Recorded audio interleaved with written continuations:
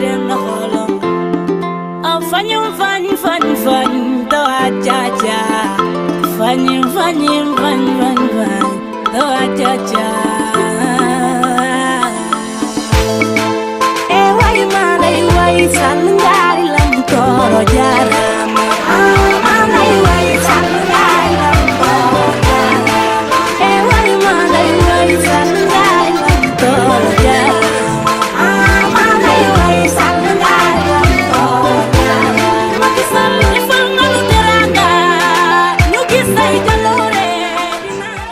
Alors l'événement, c'est d'abord pour rassembler les femmes de la commune et leur exposer le bilan social du président Macky Sall. Vous savez, ces dernières années, les 7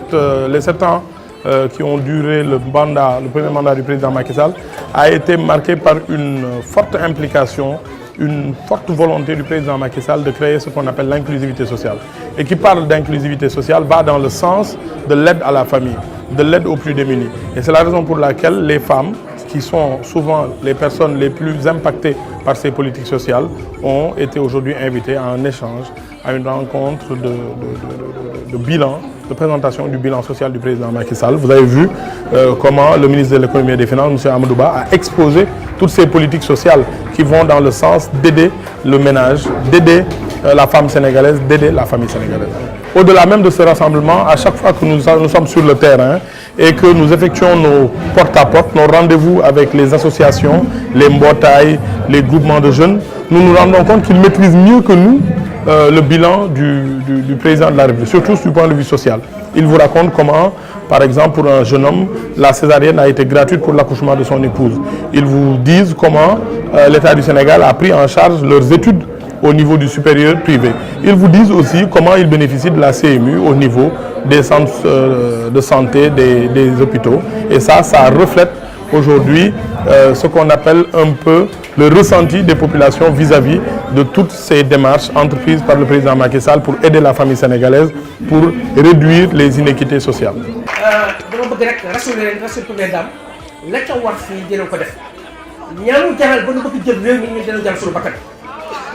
Parce que nag ci tax nga gën koo gën ku ne sa sang la bon nag damay gàttal ndax temps bi waaye daal monsieur le ministre dalal sa xel waxuma sax am ci Fan Point E waaye Cap-Vert dama la koy waxee bu soobee yàlla foo dem ci maanaam li nga xam liggéey nañ fa jërë ngeen jëf. ñun nag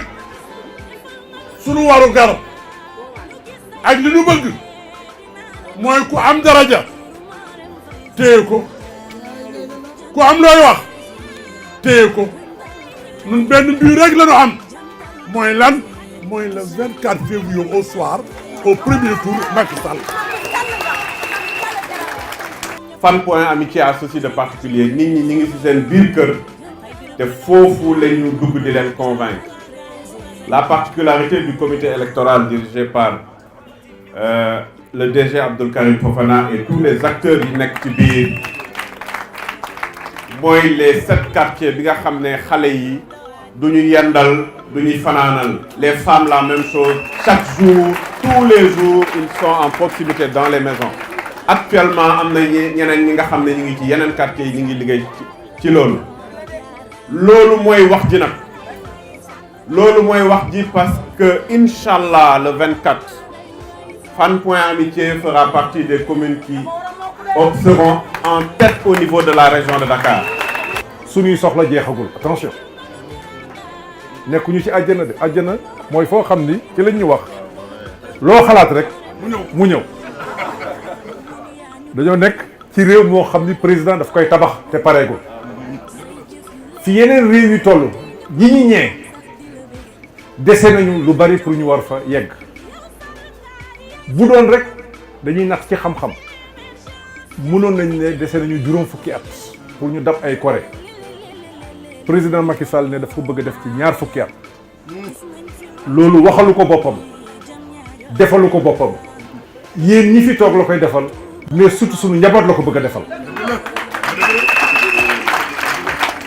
koo xam ne nag buy liggéey seetul boppam wala la ciy boppam bariwul sa njaboot la xalaat booy jàppal kooku. nag man tamit ma nuyu sama première dame nag du dëgg comme man naa jantal DG am na jantal président ak ñeneen ak ñeneen ak ñeneen donc lii yëpp c'est pour symboliser l'union. Président de la République bi mu fi nekkee ba léegi gis ngeen stabilité bi am ci réew waaye li tax may fàttali lii yëpp